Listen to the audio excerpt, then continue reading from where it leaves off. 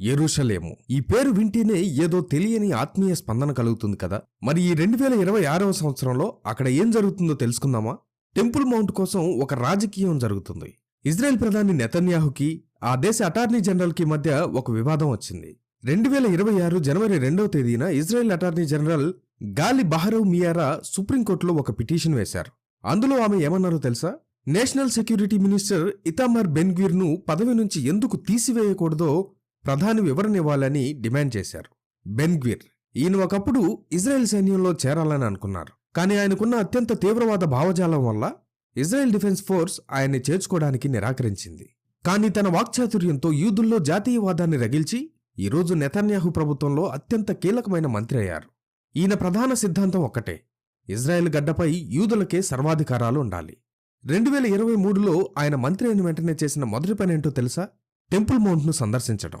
సాధారణంగా మంత్రులు అధికారికంగా అక్కడికి వెళ్లడం వల్ల గొడవలు పెరుగుతాయని వెళ్లరు. కానీ బెన్ గ్విర్ సవాలు చేస్తూ వెళ్లారు. అప్పుడు అరబ్ దేశాలన్నీ ఇజ్రాయెల్ను తీవ్రంగా ఖండించాయి. ఇక 2024 ఆగస్టులో జరిగిన విషయం ఇంకా పెద్దది.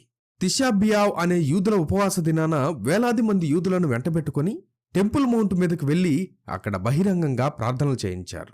దశాబ్దాలుగా ఉన్న నియమం ప్రకారం అక్కడ యూదులు ప్రార్థన చేయకూడదు. కానీ ఈయన ఆ నియమాన్ని పక్కన పెట్టారు. దీనివల్ల మళ్లీ అల్లర్లు మొదలయ్యాయి. ఆయన ఉద్దేశం ఒక్కటే: ఇది మా స్థలం, ఇక్కడ మా ఇష్టం వచ్చినట్లు చేస్తామని ప్రపంచానికి చూపించడం.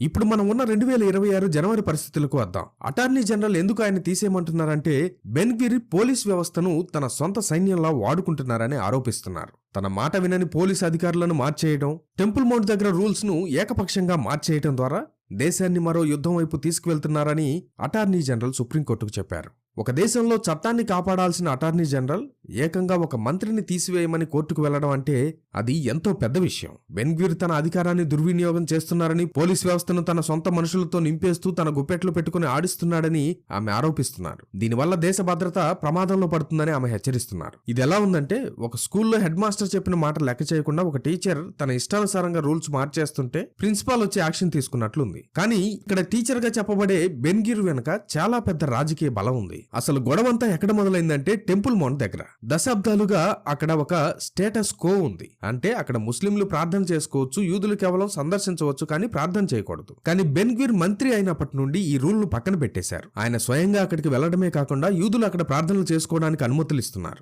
దీన్ని ఆయన సార్వభౌమాధికారం అని పిలుస్తున్నారు. బెన్ గ్విర్ ఏమంటున్నారంటే, యూదుల దేశంలో, యూదుల పవిత్ర స్థలంలో యూదులే ప్రార్థన చేసుకోకూడదు అనడం వివక్ష కాదా అని ప్రశ్నిస్తున్నారు. ఇది వినడానికి బాగానే ఉన్నా అంతర్జాతీయంగా ఇది పెద్ద చిచ్చు పెడుతోంది. ఇజ్రాయెల్ అటార్నీ జనరల్ వాదన ప్రకారం బెన్ గ్విర్ ఇలా ఏకపక్షంగా నిర్ణయాలు తీసుకోవడం వల్ల దేశం మీద ఇతర దేశాల ఒత్తిడి పెరుగుతోంది, శాంతి భద్రతలు దెబ్బతింటున్నాయి. ఆయన ఒక ఊబర్ కమిషనర్ గా వ్యవహరిస్తున్నారని ఆమె విమర్శించారు. అంటే అధికారులను లెక్క చేయకుండా తన ఇష్టం వచ్చినట్లు చేస్తున్నారని అర్థం. మరి ఇంత గొడవ జరుగుతుంటే ప్రధాని నెతన్యాహు ఏమంటున్నారు? జనవరి 4వ తేదీన ఆయన స్పష్టంగా చెప్పారు, బెన్ గ్విర్ ను తీసేసే ప్రసక్తే లేదు. ఎందుకు ఆయన అంత మొండిగా ఉన్నారు? దీని వెనుక 2 కారణాలున్నాయి. ఒకటి రాజకీయ కారణం, 2 బెన్ గ్విర్ పార్టీ మద్దతు లేకపోతే నెతన్యాహు ప్రభుత్వం పడిపోతుంది. ఇజ్రాయెల్లోని మెజారిటీ ప్రజలు ఇప్పుడు టెంపుల్ మౌంట్ పై తమ అధికారం ఉండాలని కోరుకుంటున్నారు. అయితే ఈ రాజకీయ పోరాటం వెనుక దేవుని ప్రణాళిక ఏమైనా ఉందా అని మనం ఆలోచించాలి. బెన్ గ్విర్ చేస్తున్న పనులు ఆ దిశగానే సాగుతున్నాయి. బైబిల్లోని దానియేలు గ్రంథం లేదా ప్రకటన గ్రంథం చదివితే అంత్యకాలంలో యెరూషలేము ఒక బరువైన రాయిగా మారుతుందని, అది అన్ని దేశాలను కలవరపెడుతుందని ఉంది. జకర్యా గ్రంథము 12వ అధ్యాయము 3వ వచనంలో ఈ విషయం చూస్తాం. ఈ రోజు మనం చూస్తున్నది అదే. అటార్నీ జనరల్ ఏమో శాంతి కోసం బెన్ గ్విర్ ను ఆపమంటున్నారు. బెన్ గ్విర్ ఏమో తమ పవిత్ర స్థలం కోసం పోరాడుతున్నారు. ఇది కేవలం ఒక రాజకీయపరమైన కోర్టు కేసు అనుకుంటే పొరబడినట్లే. ఇది ఒక ప్రవచనం నెరవేరే సమయం. 3వ దేవాలయం కట్టబడడం అనేది యేసుక్రీస్తు 2వ రాకడకు ఒక ప్రధాన సూచన. అనేకసార్లు ఆ విషయాలు మన ఛానల్లో చూసాం. ఇప్పుడు ఇజ్రాయెల్ ప్రభుత్వంలో జరుగుతున్న అంతర్గత కలహాలు, టెంపుల్ మౌంట్ దగ్గర మారుతున్న నిబంధనలు అన్నీ కూడా ఆ దేవాలయ నిర్మాణానికి పునాదులు వేస్తున్నట్లుగా అనిపించడం లేదా? ఎందుకంటే మనం చూస్తున్న వార్తలు ప్రవచనాల పేజీల నుండి బయటకు వస్తున్నట్లుగా ఉన్నాయి. లోకంలో యుద్ధాలు, రాజకీయ గొడవలు, కోర్టు కేసులు సహజం. కానీ ఇజ్రాయెల్లో జరుగుతున్న ఈ మార్పులు ఒక ప్రత్యేకమైన గడియారం లాంటివి. అది దేవుని సమయాన్ని సూచిస్తోంది. మన చుట్టూ ఉన్న పరిస్థితులు మారుతున్నాయి. నెతన్యాహు మొండితనం వెనుక, బెన్ గ్విర్ పంతం వెనుక, అటార్నీ జనరల్ భయం వెనుక మానవ మాత్రులకు తెలియని దేవుని హస్తం ఉంది. దేవుడు తన ప్రవచనాలను నెరవేర్చడానికి ఎవరినైనా వాడుకోగలడు. ఈరోజు ఇజ్రాయెల్లో జరుగుతున్న ఈ టెంపుల్ మౌంట్ పోరాటం త్వరలో గొప్ప రాజకీయ వివాదాన్ని సృష్టిస్తుంది. ప్రపంచం మొత్తం వారినే చూసేలా చేస్తుంది. ఒక కొత్త ప్రపంచ నాయకుణ్ణి స్వాగతిస్తుంది. దానియేలు గ్రంథంలో చెప్పబడినట్టు 7 సంవత్సరాల శాంతి ఒప్పందం జరుగుతుంది. ఇవన్నీ జరగాలంటే ప్రస్తుతం వారికి టెంపుల్ మౌంట్ మీద నియంత్రణ కావాలి. అయితే అది అంత సులభంగా జరిగే పని కాదు. రాజకీయ గొడవలు, ప్రపంచ దేశాల ఒత్తిడి మధ్య తేలాల్సిన విషయం. ఈసారి అమెరికా సహాయం ఎక్కడి వరకు చేయగలుగుతుందో చూడాలి. ఇజ్రాయెల్ దేశానికి యెరూషలేమును రాజధానిగా ఇచ్చింది. ఈసారి టెంపుల్ మౌంట్ విషయంలో కూడా వారి సహాయం చేయగలదా లేదా చూడాల్సింది. అసలే ఈ 2026వ సంవత్సరం దేవుని సంవత్సరంగా నమ్ముతున్నారు. హీబ్రూ భాషలో దేవుని 4 అక్షరాల పేరు 26 సంఖ్యకు సమానం అవుతుంది. ఇంకా కొన్ని ఆశ్చర్యకరమైన విషయాలున్నాయి. దీని గురించి ఒక మంచి సబ్జెక్టు మీ ముందుకు రాబోతుంది. ఆ వీడియో ఎవరూ మిస్ అవ్వకండి. అయితే దేవుని సంవత్సరం అని నమ్మబడుతున్న ఈ 2026వ సంవత్సరం వారికి దేవుని మందిరాన్ని ఇవ్వబోతుందా చూడాలి. ఎందుకంటే అమెరికాకి ఈ సంవత్సరం నవంబర్లో మిడ్ టర్మ్ ఎలక్షన్స్ ఉన్నాయి. ప్రతి 2 ఏళ్లకు హౌస్ అండ్ సెనేట్ ఎన్నికలు జరుగుతాయి.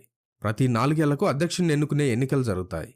అమెరికాలో సంఖ్యాపరంగా క్రైస్తవులు ఎక్కువగా ఉన్నప్పటికీ దేశ నిర్ణయాలను ప్రభావితం చేసే స్థాయిలో యూదులు చాలా బలంగా ఉన్నారు. అందుకే ప్రపంచ రాజకీయాల్లో వారి గురించి ఎక్కువగా చర్చ జరుగుతుంటుంది. కాబట్టి ట్రంప్ వారికి ఏమన్నా ఫేవర్ అయ్యే ఛాన్స్ ఉందేమో చూడాలి. అమెరికాలో ఉన్న టాప్ బిజినెస్ మ్యాగ్నెట్లు, బ్యాంకర్లు, మీడియా మొగల్స్ చాలామంది యూదులే.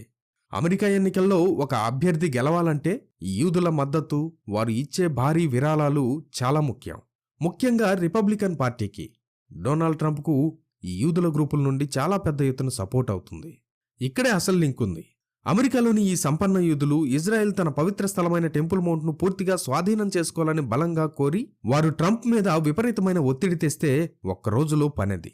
కనుక ట్రంప్ టెంపుల్ మౌంట్ యూదులదే అని ఒక్క మాట అంటే ఇజ్రాయెల్ ఇంకా ఎవరినీ లెక్క చేయదు. ఒక్క రోజులోనే మందిరం కట్టేసే టెక్నాలజీ వారికి ఉంది.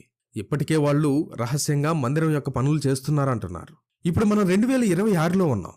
అమెరికాలో డొనాల్డ్ ట్రంప్ మళ్లీ అధికారంలో ఉండడం, అక్కడ ఉన్న ప్రభావవంతమైన యూదుల వర్గం కొన్ని సంవత్సరాలుగా విపరీతమవుతున్న టెంపుల్ మౌంట్ గొడవలు, ఇది ఏదో ఒక పరిష్కారానికి రావాల్సిన సమయం వచ్చినట్టే అనిపిస్తుంది. బైబిల్ ప్రకారంగా చూస్తే శ్రమల కాలంలో 3వ దేవాలయం అక్కడ నిలబడాలి. దానికి కావలసిన రాజకీయ నేపథ్యం ఇప్పుడు తయారవుతోంది.